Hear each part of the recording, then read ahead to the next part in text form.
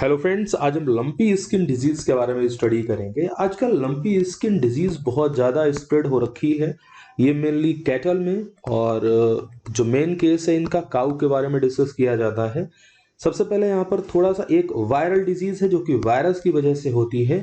तो थोड़ा सा लंपी स्किन डिजीज कॉज करने वाले वायरस के स्ट्रक्चर के बारे में समझते हैं। एक इमेज वायरस की दी गई है। नॉर्मल जैसे एचआईवी वायरस जैसा ही ये भी दिखा करता है। इसमें भी ये लिपोप्रोटीन की मेम्ब्रेन होगी, लिपोप्रोटीन की मेम्ब्रेन मिलेगी आपको। इसके ऊपर वही ग्लाइकोप्रोटीन के स्पाइक्स मिलेंगे, ग्लाइकोप्रोटीन के स्पाइक्स मिलने वाले हैं। बट इसके अंदर जो डीएनए होता है that is double standard DNA. Clear? देखो यहां पर हम इस टॉपिक को बायोलॉजिकल बेसिस पे लेके चलेंगे, नॉर्मल बेसिस पे नहीं, एक न्यूज के बेस पर नहीं, जबकि बायोलॉजिकल बेसिस पे समझाने की कोशिश करूंगा। इससे रिलेटेड यहाँ पर प्राइमरी इंफॉर्मेशन को देख लेते हैं। ये डिजीज मेनली कैटल में स्प्रेड होती है, कैटल में देखी जाती है। और इसकी जो फैमिली है वो है पॉक्सोवायरिडी फैमिली। पॉक्सोवायरिडी फैमिली जिसमें बहुत सारे पॉक्स जैसे कंडीशंस जो क्रिएट करने वाले वायरसेस जहां पर मिलते हैं उस फैमिली को पॉक्सोवायरिडी बोलते हैं। ये जो वायरस है जो लंपी स्किन डिजीज कॉज करता है इसे कैप्री पॉक्सो वायरस बोलते हैं, कैप्री पॉक्सो वायरस। और इस वायरस को नीथलिंग वायरस के नाम से भी जाना जाता है। अगर थोड़ा सा डिटेल में समझने की कोशिश करें तो जो जीनस है कैप्री पॉक्सो वायरस, इस जीनस के अंदर 3 स्पीसीज आती हैं। पहली स्पीसीज आती है एलएसडीवी। एलएसडीवी का मतलब है लंपी स्किन डिजीज वायरस, यानी कि जो कैप्री पॉक्सो वायरस है ये है जीनस और इसकी एक स्पीसीज है एलएसडीवी। मतलब lumpy skin disease virus cause करने वाली एक इसकी स्पीसीज है और जो कि किस पे अफेक्ट करती है, मेनली कैटल पे अफेक्ट करती है। इसके साथ साथ इस कैप्री पॉक्सो वायरस की 2 और स्पीसीज हैं। एक है गोट पॉक्सो वायरस जिसे जीटीपीवी, या फिर शीप पॉक्स वायरस जिसे हम एसपीपीवी भी बोलते हैं। बट अभी हम डिस्कस करेंगे किसके बारे में, केवल एलएसडीवी के बारे में, लंपी स्किन डिजीज वायरस के बारे में। यहां पर मैंने काऊ की इमेज को इंपोर्ट कराया है। आप यहां पर देख सकते हैं कि अगर काऊ की बॉडी पर देखा जाए तो इसकी बॉडी पर बहुत सारे नोड्यूल्स का फॉर्मेशन हो रखा है, बहुत सारे नोड्यूल्स का फॉर्मेशन। और इन नोड्यूल्स का फॉर्मेशन ही सबसे प्रोमिनेंट सिम्टम होता है किस चीज का, इस वायरस के, लंपी वायरस के इन्फेक्शन का।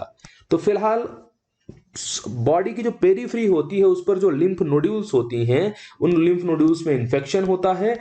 उसकी वजह से कहीं ना कहीं ये लिम्फ नोड्यूल्स स्वेल कर जाती हैं और लार्जर साइज की हो जाती हैं और इस टाइप से इसकी स्किन पर नोड्यूल्स का स्प्रेड दिखाई देता है। यहां भी इस सेम टाइप की कंडीशन इस इमेज में भी दिखाई दे रही है। चलते हैं आगे के पार्ट को समझते हैं। इंक्यूबेशन पीरियड कितना होता है? 4 to 14 days after incubation, after infection. मतलब वायरस बॉडी में एंटर करेगा, उसके बाद 4 से 14 डेज तक, 4 से 14 डेज के अंदर एक ऑर्गेनिज्म में सिम्टम्स दिखाई देने लग जाते हैं।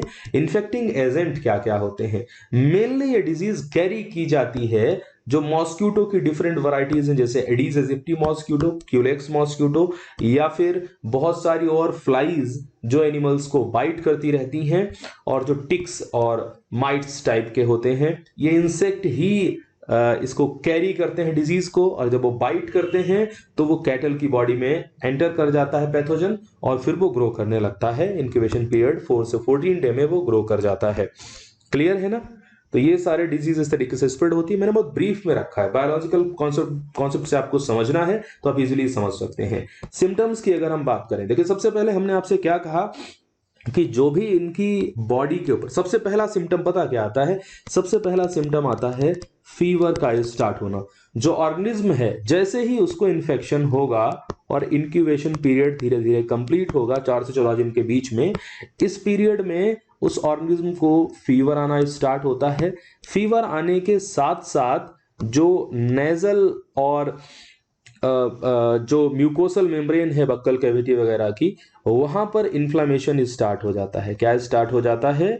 इन्फ्लामेशन, और इस इन्फ्लामेशन वगैरह की वजह से क्या होता है, वो जो पर्सन है, उस वो पर्सन नहीं सॉरी जो कैटल है, उस कैटल के नेजल पार्ट वगैरह से म्यूकस का सिक्रीशन बढ़ जाता है, फीवर आना स्टार्ट हो जाता है, और उसके बाद जो पैथोजन है वो बॉडी के डिफरेंट पार्ट में ग्रो करता है, लिम्फ नोड्स में ग्रो करता है, और वहां पर नोड्यूल्स का फॉर्मेशन स्टार्ट कर देता है। थोड़ा देख लेते हैं, स्किन नोड्यूल्स सबसे मेन करेक्टर है। The characteristic feature of the disease usually appear 2 to 5 day after the initial फेब्रिले। बेटा फेब्रिले क्या होता है, फेब्रिले का मतलब है जो फीवर आता है एनिमल को, उसको हम फेब्रिले बोलते हैं। क्लियर है ना। Nodules can be found all over the body, इनकी पूरी बॉडी पर नोड्यूल्स मिलते हैं कई बार, but particularly on the head. कहां पर, मेनली हेड पर, नेक पर, अडर पर, अडर मतलब जो मेमोरी ग्लैंड होती है उस रीजन पर, मेल है तो उसके स्क्रॉटम पर, और पेरिनियम बोलते हैं जो जेनाइटल पार्ट है और जेनाइटल पार्ट से एनस के बीच का जो एरिया जेनाइटल पार्ट का है, और जेनाइटल पार्ट से एनस के बीच का जो एरिया होता है उसको हम पेरिनियम बोलते हैं। तो इस एरिया में बहुत सारी नोड्यूल्स का फॉर्मेशन दिखाई देता है। क्लियर है ना। कई बार बहुत बड़ी बड़ी नोड्यूल्स का भी फॉर्मेशन हो जाता है बॉडी पर, स्किन पर, और स्किन के साथ साथ सबकुटेनियस यानी स्किन के नीचे भी कई बार नोड्यूल्स का फॉर्मेशन देखा जाता है। इवन मसल्स में भी नोड्यूल्स का फॉर्मेशन देखा जाता है। क्लियर है ना। तो ये देखा जाता है कई बार कि नोड्यूल्स का साइज यूजुअली यूनिफॉर्म होता है, और कई बार बहुत सारी नोड्यूल्स फॉर्म मर्ज करके के एक बड़ी सी नोड्यूल का फॉर्मेशन भी कर लेते हैं। डायग्नोसिस की बात की जाए तो ये वायरस है, तो इसकी डायग्नोसिस मॉलिक्यूलर लेवल पे ही पॉसिबल है।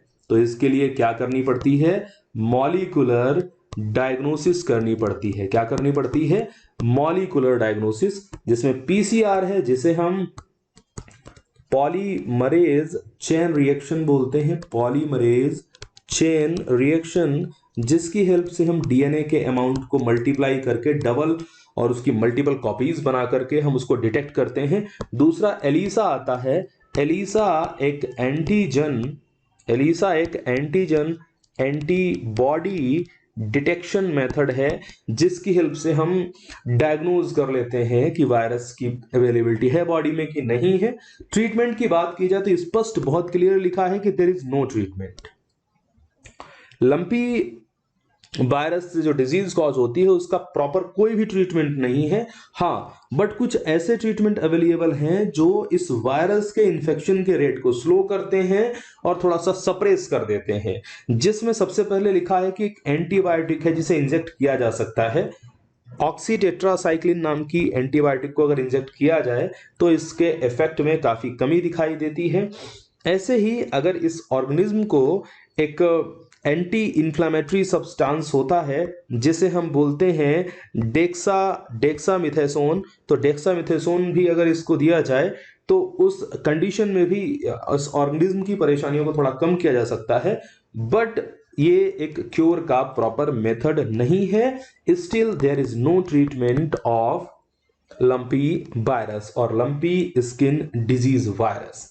तो मुझे उम्मीद है आपको ये टॉपिक समझ में आया होगा। धन्यवाद।